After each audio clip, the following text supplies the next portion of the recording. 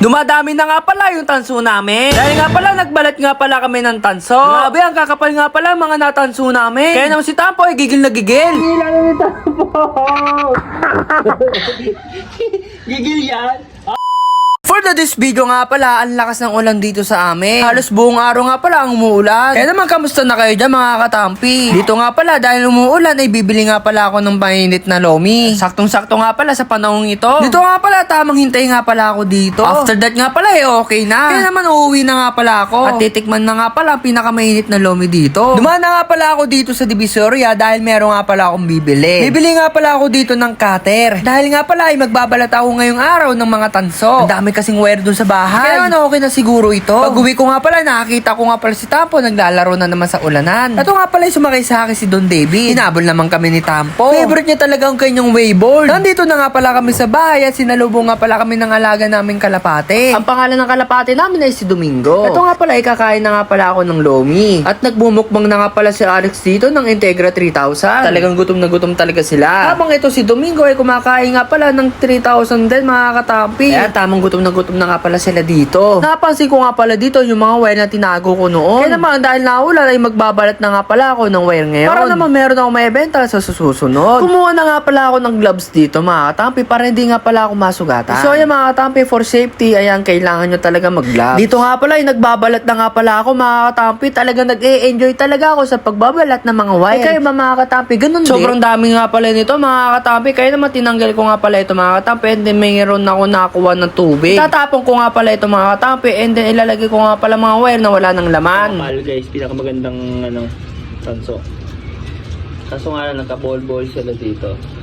Kaya naman tatanggalin natin sa isa. Yan guys, tatanggalin ko. Ganda oh. Ganda ng katalian eh oh. Tampo guys, nandito si Tampo para sumilip. Gusto ni Tampo to eh. Guys, lumabas na nga pala si Don David, taga-bilog ng tanso. Mamaya. So, Ayan na guys. ako na Tampo. Kaya kayong dalawa. Up. Taputol. Bilugi! Biluging! Isasama ka na to ha. Bye-bye. Yung magkakaperas ang kulay dapat kakasama. Ito, So yan guys, may mga palaw na kita dito. kulay black. Kulay yan. Hindi. So yan guys, hugutin namin ni Tampo. Hugot! Gigil yan. Okay, isa pa. Kaya umiikot. Mamaya. Umiikot. Oh, 1, 2, 3, go! Hugot! Alas kasi yung kamay ko. Gigil.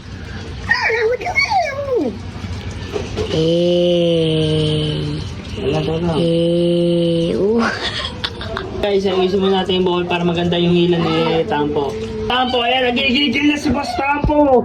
Na humila! Nang! Tanso ito! 1, 2, 3, go! Hinila na ni Tampo!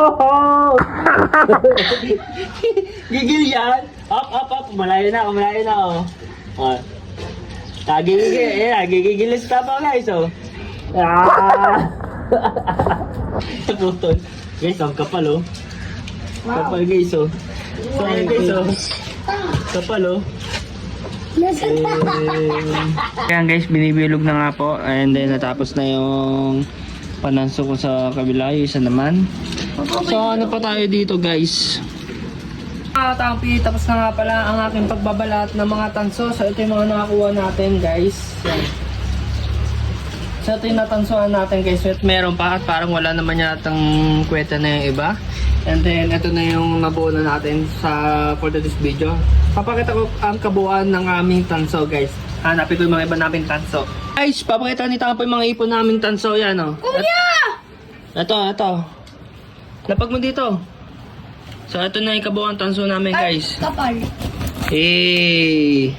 Yan ang kabuuan ng tanso namin guys. Kaya naman, patingin naman ang mga tanso nyo.